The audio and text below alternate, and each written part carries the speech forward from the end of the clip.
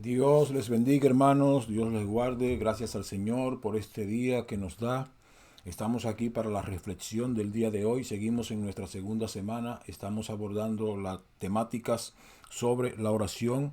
Hoy vamos a hablar de la oración que abre cárceles. Aquel maravilloso momento cuando Pablo y Silas estuvieron encarcelados y Dios milagrosamente rompió todas las barreras para producir la libertad no solamente de ellos, sino de la familia del carcelero y de muchas otras familias y personas en esa ocasión. De modo que hoy vamos a reflexionar sobre esa oración poderosa que trasciende las paredes de las circunstancias de nuestras vidas, que llega a la presencia de Dios y es capaz de devolverse con poder para romper las paredes que nos encarcelan. Dios y eterno Padre, honramos y bendecimos tu nombre, te damos gracias por el privilegio que nos da de compartir tu palabra. En esta mañana, Señor, nos encomendamos a tu Espíritu Santo para que tu Espíritu Santo, Señor, produzca en nosotros el entendimiento y la sabiduría necesaria para poder comprender tu palabra, oh Dios. Bendice a mis hermanos y hermanas que habrán de ser partícipes de esta enseñanza. Dales el entendimiento y la sabiduría y danos a todos espíritu de obediencia para poner en práctica lo que aprendemos de tu palabra. En el nombre de Jesús. Amén. Amén. La oración que abre cárceles. Hechos capítulo 16, versículos 25 y 26. Pero a medianoche, orando Pablo y Silas, cantaban himnos a Dios, y los presos los oían. Entonces sobrevino de repente un gran terremoto, de tal manera que los cimientos de la cárcel se sacudían, y al instante se abrieron todas las puertas, y las cadenas de todos se soltaron. Se abrieron todas las puertas, todas, y las cadenas de todos, se soltaron. Pero el acontecimiento ocurrió a medianoche. Aquí eso tiene un significado, un valor, el momento, porque la medianoche habla del tiempo de mayor oscuridad, de mayor penumbra, eh, en el espacio de traslado de un día hacia otro, de modo que ocurrió a medianoche, que estaban ellos haciendo a medianoche en ese momento de mayor tiniebla, de mayor oscuridad, estando presos en la cárcel, con sus pies colocados en un cepo, siendo vigilados como prisioneros de alta seguridad, que ellos estaban orando, pero no solamente estaban orando, sino que también estaban cantando himnos a Dios. ¿Y qué estaba pasando en ese ambiente espiritual? Todos los presos estaban oyendo. Todos los presos estaban oyendo la adoración, la alabanza y la oración de dos hombres de Dios encarcelados a la hora de mayor penumbra, la medianoche. Ellos estaban adorando a Dios y todos oían su oración y su adoración. Entonces ocurrió algo, sobrevino de repente un gran terremoto.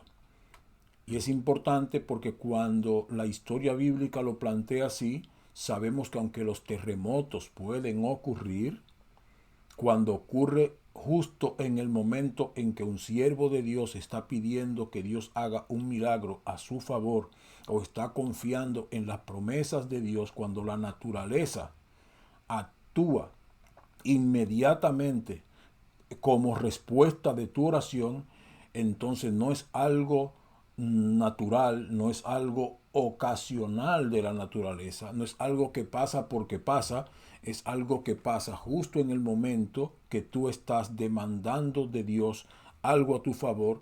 Entonces ya esto no es la naturaleza obrando naturalmente, sino Dios tomando control de la naturaleza para responder tu oración. Cuando el creyente ora y alaba en medio de la prueba, Dios interviene con poder y abre puertas que ningún hombre puede abrir. Cuando el creyente ora y alaba en medio de la prueba, Dios interviene con poder y abre puertas que ningún hombre puede abrir.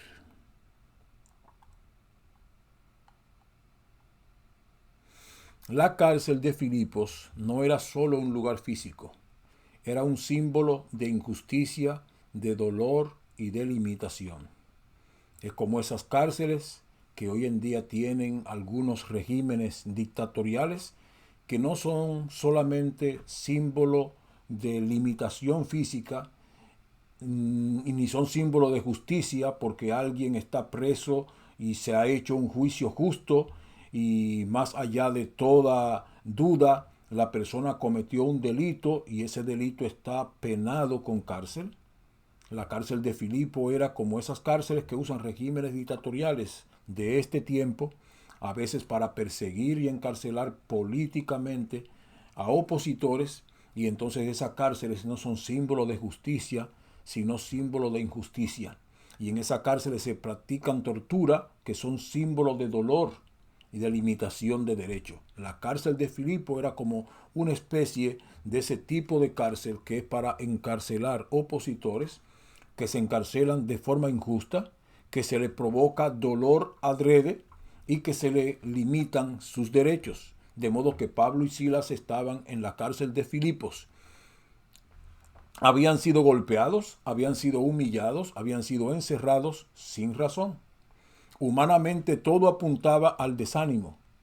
Estás predicando, estás haciendo lo mejor, estás haciendo algo bueno, no estás cometiendo ningún tipo de delito, no estás amenazando físicamente la vida de nadie, no tienes un arma con la cual infringir dolor y muerte a gente a tu alrededor, simplemente estás predicando el mensaje del Evangelio, un mensaje de amor, un mensaje de salvación, y por predicar el mensaje del Evangelio, mensaje de amor y salvación, te encarcelan. De modo que es una prisión injusta y pudiera este tipo de prisión, este tipo de consecuencia por la predicación traer desánimo. Sin embargo, en medio de la oscuridad y el encierro, ellos eligieron una respuesta distinta: orar y cantar himnos a Dios en vez de desanimarse. Su adoración no ignoraba el sufrimiento, sino que trascendía el sufrimiento. Y esto otra vez es un elemento importante. Cuando nosotros podemos orar y adorar a Dios más allá del sufrimiento, de la situación, de la prueba, de la tribulación por la que estamos atravesando. Hay un canto nuestro que dice que orar en la alegría es bueno, pero orar en el dolor es mejor. Es mejor orar y cantar en el dolor. Pablo y Silas cambiaron el tiempo de sufrimiento por adoración y alabanza. Pablo y Silas, en vez de desanimarse, oraron y cantaron. Su adoración no ignoraba el sufrimiento que tenían, sino que se colocaba por encima del sufrimiento. No estaban celebrando que estaban en la cárcel, tampoco estaban cantando qué bueno que estamos presos aquí, sino que estaban cantando al Dios que es más grande que cualquier cárcel, al Dios que trasciende las paredes y las barreras de la cárcel. Y mientras oraban, algo sobrenatural ocurrió. Dios intervino. El terremoto, el temblor que mueve los cimientos de la cárcel y que libera a todos los que están allí, es el resultado de la intervención divina. No es una ocurrencia natural, porque naturalmente la tierra tiembla en cualquier momento. Es una intervención sobrenatural, porque en ese momento Dios cambia el ciclo natural y hace que la tierra tiemble en el momento que sus siervos están cantando y adorando, a pesar de estar encerrados en la cárcel. Las puertas se abrieron, las cadenas se soltaron y lo imposible se hizo posible. Lo imposible se hizo posible. Enfrentamos momentos que se sienten como cárceles, situaciones que nos atan, circunstancias que nos limitan, pruebas que nos oprimen. Pablo y Silas vivieron una cárcel literal, pero oraron y cantaron himnos. No esperaron a salir para adorar, adoraron para salir. No esperaron salir para adorar, adoraron para salir. ¿Cuántas veces hemos estado en situaciones difíciles y decimos: Señor, si tú me libras de esta, yo voy a hacer esto? Pablo y Silas no le dijeron: Señor, si nos libera de esto, te vamos a adorar. Ellos fueron presos por causa de estar sirviendo al Señor, y estando presos sirvieron al Señor con más denuedo, con mayor entrega para salir. No dijeron: bueno, Señor, si tú nos sacas de esta, entonces nosotros vamos a hacer lo que estamos haciendo con mucho más denuedo. No. Ellos no estaban pendientes de la cárcel. Ellos siguieron pendientes de Dios. Mantuvieron su mirada fija en el Señor y no adoraron para salir de la cárcel. No prometieron adorar cuando salieran, sino que adoraron en la cárcel para salir de ella. Y Dios respondió con poder. La oración y la alabanza en medio de la prueba sostienen el alma y desatan la intervención de Dios. La oración y la alabanza en medio de la prueba sostienen el alma y desatan la intervención del Señor. En la iglesia nosotros tenemos que saber el valor que tiene cada elemento de la liturgia que nosotros hacemos. Y la oración y la alabanza son dos elementos de la liturgia cristiana pentecostal que nosotros no podemos ignorar su valor cuando estamos congregados en el templo o cuando estamos individualmente en nuestros hogares, en el hospital, en cualquier lugar donde nos encontremos. Orar y adorar desatan la intervención de Dios. Son dos recursos espirituales, parte de la liturgia cristiana pentecostal, que nosotros no debemos ignorar su valor y que debemos usarlo tanto de forma individual en nuestra vida privada como de forma colectiva en el templo. Lamentablemente a veces los cultos de oración son los menos concurridos. Parece que los creyentes olvidamos que la oración es esa parte de nuestra liturgia que implica comunicarnos con Dios y que desata la intervención divina. Del mismo modo la adoración, cuando alabamos y adoramos al Señor de forma profunda en el templo, en la congregación o individualmente, sin que tengamos que concentrarnos en el dolor, en el problema, la adoración y la oración son capaces de romper las cadenas, desatar las ligaduras, sanar las enfermedades, porque la adoración y la oración nos colocan por encima del problema y desatan entonces la intervención divina. Prestemos atención a algunos elementos del pasaje bíblico. A medianoche implica el momento más oscuro. A veces cuando estamos en la situación más oscura de nuestras vidas, se desata la intervención divina. La oración no espera condiciones ideales. Ellos no esperaron el amanecer, el tiempo más cómodo del día. Ellos lo hicieron en el tiempo más oscuro del día, en la hora más difícil. Ellos oraron y adoraron al Señor. Dios escucha incluso en la hora más difícil. No importa el lugar donde estemos y la condición alrededor nuestro, en el lugar y en el momento y la situación que nos encontremos, si oramos, si adoramos, Dios nos escucha. Ahora, en ese momento más oscuro, más difícil, a medianoche, ellos estaban orando y cantando. Ellos no estaban lamentando su dolor y su prisión, ellos estaban orando y adorando al Señor. Esto implica que nosotros, si queremos ver la mano de Dios obrando a nuestro favor, tenemos que tomar la actitud correcta. La queja nunca ha sido la actitud correcta. El desánimo nunca ha sido la actitud correcta. La actitud correcta, a pesar de la hora y a pesar de la situación, es la oración y la adoración al Señor. Ellos no se quejaron, ellos no se lamentaron, ellos no se rindieron, ellos no se dieron por vencidos. La oración y la alabanza fueron su respuesta espiritual a una opresión física. De modo que eso es importante, la actitud que nosotros tomamos frente a la prueba. Si te desanimas, si te das por vencido, si te quejas, si te lamentas, entonces no podrá ver la intervención de Dios. Pero se adora y alaba y ora al Señor en medio de la situación. No importa la oscuridad de la medianoche, entonces vas a provocar la intervención divina. De repente hubo un gran terremoto. Es la intervención de Dios. Dios responde de maneras inesperadas. La naturaleza posiblemente no tenía calculado un terremoto para ese momento, pero en respuesta a la oración y adoración de su siervo, Dios planificó un terremoto para liberarlos. Lo que parecía imposible cambió en un instante por medio de la oración y la alabanza. Se abrieron todas las puertas y se soltaron todas las cadenas. Esto habla del poder liberador de Dios como respuesta a nuestra oración y nuestra alabanza. La oración no solo sostuvo la vida de ellos pudieron durar 10, 15, 20 años presos y siendo sostenidos a través de la adoración y la oración. El Espíritu Santo le daría fortaleza para aguantar la cárcel por años. Pero la oración no solo sirvió para sostenerlo a ellos en el momento de la prueba, sino que la oración los sostuvo en el tiempo que estuvieron presos y los liberó de la prisión. Cuando Dios actúa, ninguna cadena permanece cerrada. Cuando Dios actúa, todas las puertas se abren. Pero cuando se provoca un ambiente espiritual en el que Dios entra, todos los que están ahí son liberados.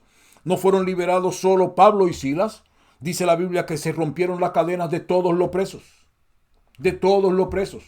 cuando adoramos en medio de la gente, cuando adoramos en la colectividad, no solamente voy a ser liberado yo que estoy orando y adorando, van a ser liberados todos los que están cautivos y atados alrededor en el lugar en donde se está produciendo la adoración. Cuando adoramos colectivamente, la gente va a venir. Viene con su carga, viene con sus dificultades, viene con sus traumas, viene con sus problemas, viene con sus angustias, con sus estrés, con sus debilidades. Pero cuando adoramos a Dios, todo el que está en medio de esa adoración, todo el que está escuchando la adoración, todo el que está siendo partícipe de esa adoración, va a ser liberado. No va a ser liberado solo el que adora, va a ser liberado todo el que está siendo influido por la adoración que se está produciendo.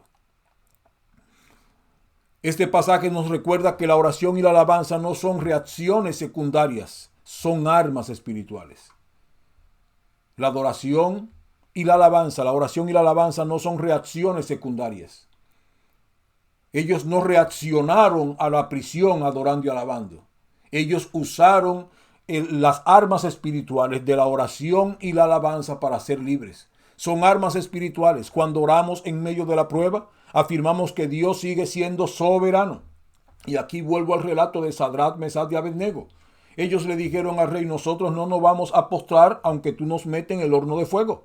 Y si tú nos metes en el horno de fuego, porque nosotros no adoramos la estatua, el Dios a quien nosotros servimos nos puede librar de tu horno y de tu mano. Y si no nos libra, nosotros de todo modo no nos vamos a postrar. Cuando oramos en medio de la prueba, afirmamos que Dios sigue siendo soberano. Si la prueba no nos limita a seguir adorando a Dios, si el problema no nos limita a seguir adorando a Dios, si la situación y las condiciones humanas no nos limitan a seguir adorando a Dios, nosotros en nuestra actitud de oración y adoración estamos diciendo, estamos proclamando que Dios es soberano, que Dios es fiel, que Dios es bueno, y colocamos a Dios por encima de nuestras propias circunstancias. Cuando alabamos en medio del dolor, declaramos que nuestras circunstancias no determinan nuestra fe. Nuestra fe no está determinada por la situación que estamos atravesando. Nuestra fe está anclada en Dios, y más allá de las situaciones que estemos atravesando, será puesta en ejercicio nuestra fe cuando oramos y adoramos al Señor en medio de esa situación. De modo que cuando nosotros alabamos en medio del dolor, estamos declarando que nuestra circunstancia no determina nuestra fe, porque nuestra fe está anclada en Dios, y Dios es que determina nuestra fe. La oración que nace en la adversidad tiene un poder especial. Abre puertas que la fuerza humana no puede abrir y rompe cadenas que la lógica humana no puede explicar. ¿Cómo se abrieron las cadenas de los presos allí en la cárcel? Quizás pueden explicarse cómo se rompieron las puertas, cómo se abrieron las puertas a causa del terremoto, pero cómo se abrieron las cadenas que los prisioneros tenían en las manos. Eso no se puede explicar. Es natural que si hay un terremoto se rompan paredes, se caigan puertas. Ahora hay cosas que el terremoto, por fuerte que sea, no lo puede hacer. Y romper las cadenas que tenían en las manos los prisioneros sin que se murieran los presos, eso el ser humano, la lógica humana no lo puede explicar. Eso solamente lo explica la intervención poderosa, soberana de Dios como respuesta a la oración y la adoración de hombres que, a pesar del dolor y de la prueba, pusieron a Dios por encima de la circunstancia, afirmaron su confianza y su fe en Dios y decidieron adorar y orar en vez de quejarse. A veces Dios cambia la situación, otras veces Dios cambia nuestro corazón. Una observación importante es que desde que empezamos, desde la primera semana, hemos estado hablando de ese poder de la palabra y ese poder de la oración, que el primer trabajo que debe hacer es transformar nuestro corazón. Lo primero que debemos permitirle a Dios que haga en nuestras vidas a través de su palabra y a través de la oración y de la manifestación de su gloria en nuestras vidas es cambiarnos a nosotros. A veces estamos demasiado concentrados en las circunstancias que atravesamos y no sabemos cuánto esa circunstancia que atravesamos Dios puede usarla para cambiarnos a nosotros. Y luego, cuando nosotros cambiamos, las circunstancias cambian. Debemos Debemos permitirle a Dios que trabaje primero en nuestras vidas antes de trabajar en las circunstancias que están fuera de nosotros. Que cambie las situaciones y circunstancias internas de nuestras vidas para que nosotros podamos ver transformadas y cambiadas las situaciones fuera de nosotros. A veces Dios cambia la situación, otras veces Dios cambia nuestro corazón.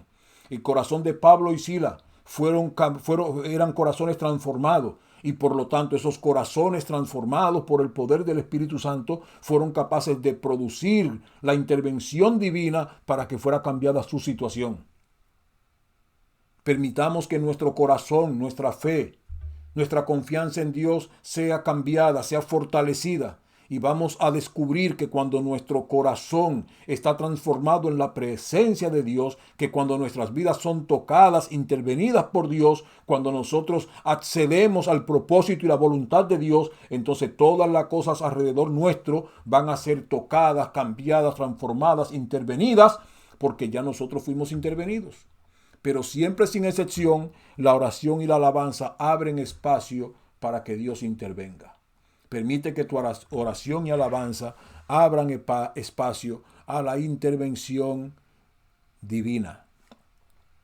Pablo y Silas nos muestran que la oración y la alabanza no dependen de las circunstancias. No haga depender la oración y la alabanza de tu circunstancia.